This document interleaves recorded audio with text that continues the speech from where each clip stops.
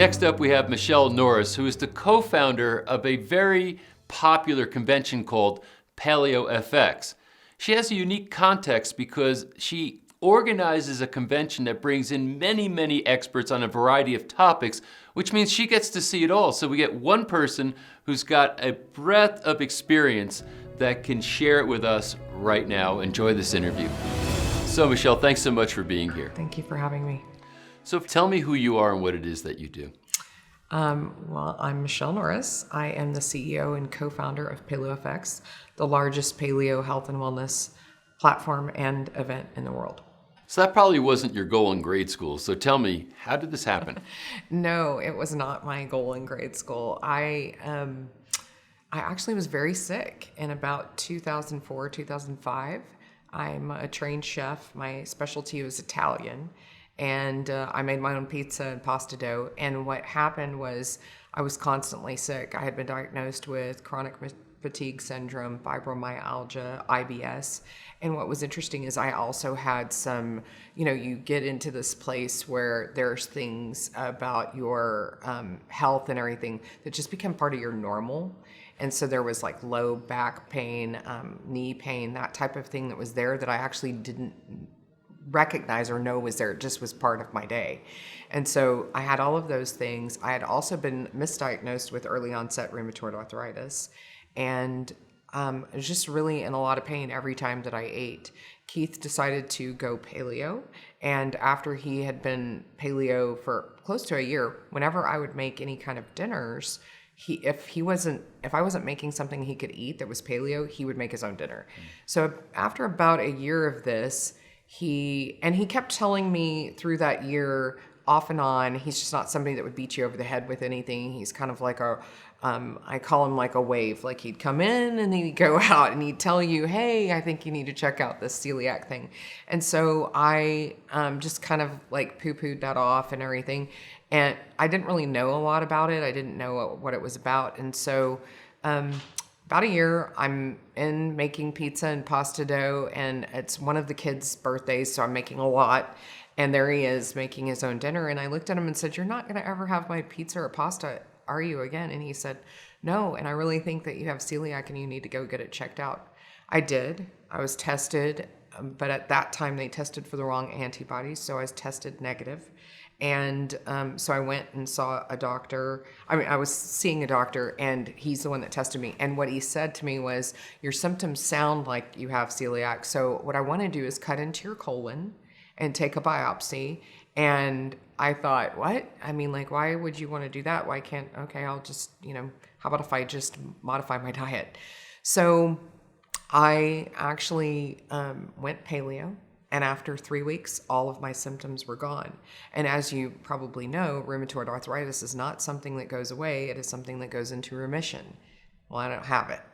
And so that was something that was interesting. Then, of course, the knee pain and the back pain was gone that I hadn't even recognized. It was just so subtle and in the background. It's kind of like white noise. And so that was gone. I had clarity of mind in that. Thing is, I wasn't happy about it because I had to give up foods that I loved. Loved these foods. And so I was in this state of denial thinking at some point in my life, I'm going to be able to put these foods back into my diet.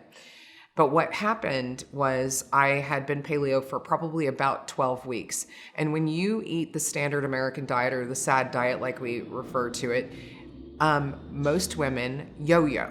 We go back and forth. So we'll have a whole slew of different sizes in our closet and not even notice when we're going up or down. And so I had everything from a size 6 to a size 12. And what was interesting is I hadn't noticed that I was going down. And our son played baseball, and he had been out of season for about 12 weeks. So I hadn't seen any of these parents for 12 weeks. Now, mind you, at this point, but when their first baseball game came, I had only been paleo for 6 weeks. And showed up to the game, and all the parents were like, "Oh my God, you look amazing. What have you done? Like, you've lost so much weight. You look so healthy. You look so vibrant. What's going on?" Well, I hadn't done anything. And the thing is that I had struggled with dieting and getting my weight down so much, and I was back into a size 6 and didn't realize it. And that was a light bulb moment for me. That was the moment that I realized that this was information that it could actually help people. And Keith says that's the day a paleo evangelist was born. So at that point was a food writer and a recipe developer for a lot of different sites. And I had continued that even though I was paleo and I was, feeling better and everything. I was still writing those recipes, those sad recipes. And I realized that I had to stop that. And so I started my own blog at that point. And yeah. You talk about being paleo or being on paleo. What does that mean? For me, initially, paleo was all about the diet. It was all about the diet and the nutrition.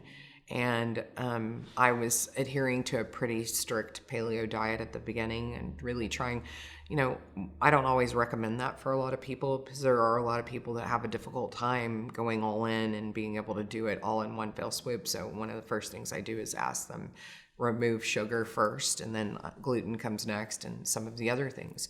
But I went all in. And I'm so glad that I did. It was not easy. There were times where it was very difficult. I was addicted to having, 2 Dr. Peppers a day and had to switch from Dr. Pepper to an alternative soda that didn't have sugar in it, adding, getting all of that. So for me, it was initially about the diet and the nutrition and removing all of those things from my diet. There are people who have no idea what the paleo diet is. This is so familiar to you and everybody in your world knows what this means. What is the paleo diet and what does it look like? Well, I would say paleo is not a diet. Paleo is definitely a lifestyle. And so we try to instill that in people that this is, and PaleoFX is not a diet conference. It's not diet and nutrition. It's there. There's a piece of it there, but it is a lifestyle conference. And so what we believe is that there are 6 pillars of health. There's physical health, mental health, emotional health, relational health, financial health, and spiritual health. And if you don't have all of those, you can't truly be healthy. And so we have all of that at PaleoFX, and we believe that when you come into the paleo lifestyle, you change your lifestyle across the board in all areas of all the 6 pillars. And it makes a tremendous impact in your life and in the people around you, for sure. So like I said, it's not for me, it's a lifestyle now. Paleo, the diet, which is a template. It's, there's no one paleo diet, but everybody has to find what works for them. And so there's a jumping off point. And in that jumping off point, what I would say is the paleo diet is about removing processed foods from your diet. It's about removing added sugars and removing grains, removing all the things that are inflammatory. So a paleo diet would also exclude inflammatory foods like sometimes eggs and sometimes dairy and that type of thing. We don't do any soy and we don't do any legumes.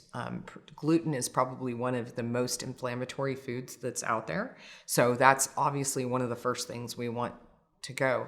So we would say you're going to try a template, remove these foods for at least 30 days. And then after the 30 days is up, you can add something back in and see whether or not it's actually inflammatory for you, because you're going to know pretty darn quick whether or not it's a problem for you. And then you're going to have to go and tweak. So I initially started out on a very strict paleo diet, and then I moved more to primal, and primal just means that you can tolerate dairy. And I tolerate dairy. My genetics actually show that I have the enzymes to break dairy down. Most people think that they're lactose intolerant, and a lot of times they actually are not lactose intolerant. What they're intolerant to is the way we process milk, particularly conventional milk. So we process it, it's through pasteurization and homogenization, and then what we do is we fortify it by putting back in synthetic vitamins. Generally, it's the synthetic vitamins that cause a lot of discomfort and distress for people. So when they actually have raw milk that has not had any processing, they tend to not have any problems. But by and large, most people that believe that they have any issues with dairy probably should stay away from dairy and probably keep it out of their diet permanently if it causes issues. So let's talk about pain. You mentioned that you were in so much pain, you had almost subconsciously believed that this is what it was like to be me. Right. What was that like then when you shifted your diet? And then all of a sudden, these pains that weren't really the target started to go away. Did you test it enough to where those came back, and have you modulated that? Yes. So what's interesting is, yes, a lot of those pains were all completely under the radar. Like, I wouldn't have been able to tell you I have really severe left knee pain. I have really severe low back pain. I just didn't even notice that it was there because we get kind of numb to those things and we get so disconnected from our bodies. So we actually don't tune into these are all signals from your body saying something's wrong, you need to change something. The problem is I wasn't connected to my body. I wasn't connected to that. That's a signal from my body to tell me to change something, that we're having trouble. It just becomes part of the normal everyday life. We become numb to it, or we even take painkillers to get away from it. I didn't take any painkillers for it, but I definitely noticed when it was gone. And so that's one of the things too, is that I think we have a lot of these myths around that, oh, well, that's just normal because you're getting older, this is going to happen. And so we have this belief that when we get older, we are supposed to descend into this, deterioration of our bodies, our minds, our everything, and that these all come with becoming older. And those are all myths. That's all a lie. The thing is that we are absolutely made and created to live until the moment we die. We are not meant to go here and then this steep decline, and it's a long, slow, agonizing, sometimes painful process of dying. That's not how it was intended to go. It was intended to, you're born, you live, you die. That's it. And when you finally recognize and you are reconnected with your body and it signals to you that things are wrong, you can actually stop that and have a lot more longevity and a lot more quality of life and health and happiness because of it. Because there's a lot of people that are so unhappy because of how much pain they're in physically, and they don't know what to do with it. And most of it is tied to what they're eating. So if you were counseling with somebody who was in chronic pain, and even if their doctor had diagnosed their pain as being this disc or this other thing, and they were open to seeing if they could improve their position or the way they were processing this, what would you have someone do? The first thing I would do is say they probably need to do some type of elimination diet. If it's paleo, if it's autoimmune protocol, that type of thing, that would be the first thing to do, because so much of our chronic inflammation, pain in joints particularly, bloating, swelling, achingness, brain fog, most of that is caused by the foods you eat, because at the end of the day, foods are the ones that drive everything in your body. They drive your entire hormonal cascade. And that drives everything. All your neurotransmitters are driven by your hormones. So it's like, if those are all off whack, if you are putting in, let me say this is how we are as humans. We take better care of our cars than we do of this vehicle. And we get one of these. We can replace a car at any point in time. But we will go and do the maintenance on a car. We will take care of the tires. We will rotate the tires. We will put in oil. We will put in transmission fluid. We will take care of the coolant. We will do all of those things. We take better care of that than we do of ourselves. We'll put the right gas in it. We don't put the right gas in this vehicle. That's one of the problems that we have, is we put the wrong fuel in this vehicle. And then we expect it, we're going to feed it like a Yugo and we expect it to run like a Ferrari. It's not happening. And that's where there's this big disconnect, and we have to stop that. And so, that's that process of, if you have pains and everything, and they can come, and a doctor is going to come and tell you, well, you have an enlarged, meniscus or whatever, you have a bulging disc, all of these things. A lot of these things can be tied back to the way that you have been fueling this vehicle. The paleo diet, or more specifically, conversations about what we are really eating, has become very popular. Is this a fad? If it's a fad, it's the oldest running fad ever. The paleo diet is based on the premise of the way that our ancestors ate, the hunter-gatherers. And so we can't completely mimic that diet. And we're not trying to reenact anything here. We have technology that's amazing.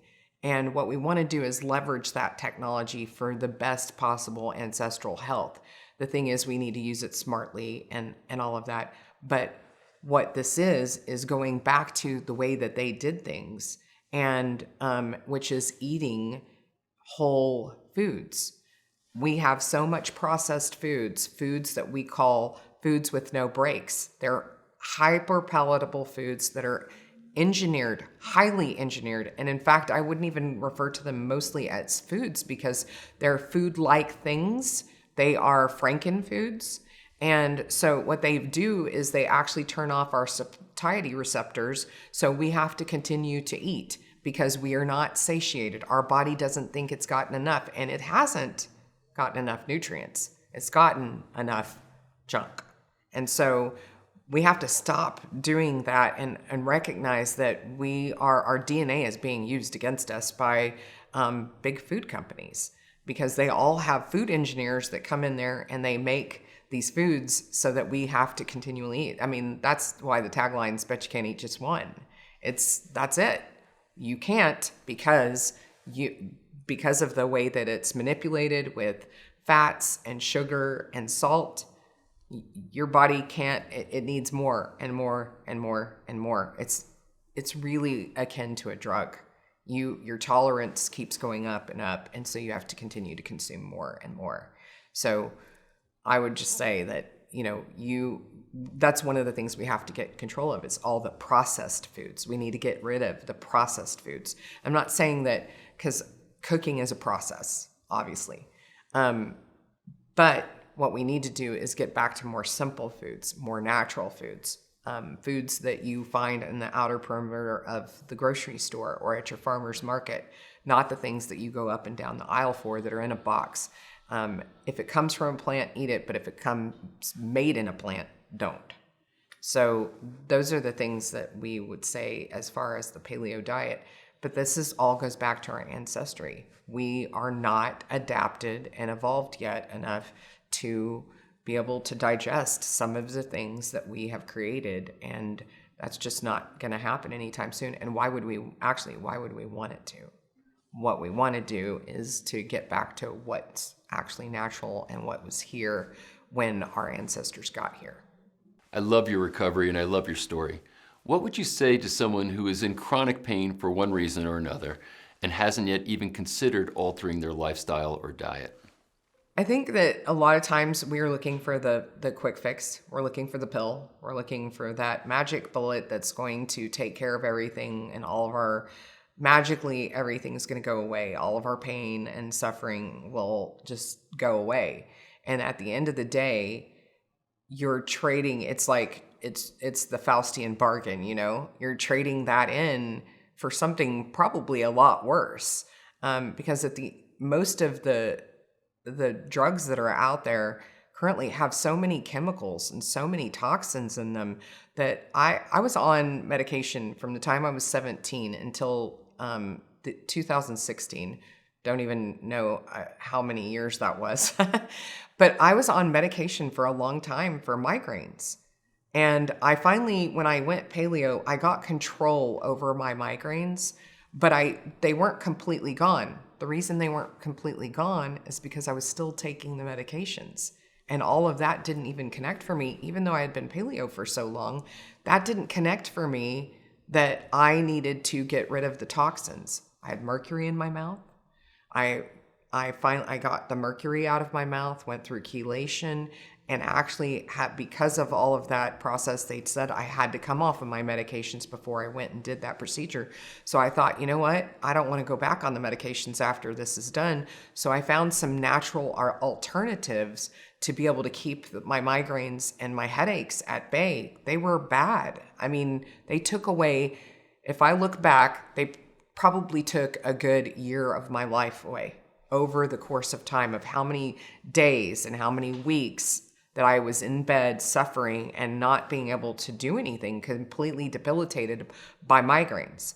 And so I lost, I would say probably very, very easily, probably a year of my life. And there was a better way. But the problem is that we don't educate ourselves. We don't think through these things. We don't think, what's the long-term gain? Yeah, right now, I might put myself out of pain this very moment, popping this pill, but what's the long-term play? What am I going to pay for it? Because you're going to pay something for that. That's not free. And I don't mean money free.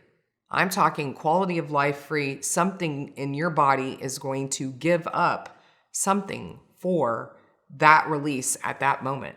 You're doing something. So is that worth it to you? That would be the first question I would ask. Is that really worth it to you? Because I think we are so into instant gratification instead of making the long-term plays that take us time to get us to a place where we are healthier, where we stop having so much pain. And so when I went through that process, I thought I need to get off these medications. By that point in 2016, I'm heavy into paleo. I really know the drill. I know that these medications are probably toxic for me, but it was the only remedy that I could even see until I found an alternative and really started searching. I started using essential oils. I started doing ice packs. I started doing meditation. I started doing all of these things that actually helped my central nervous system calm down so that I could actually free all my blood cells and everything from, constricting.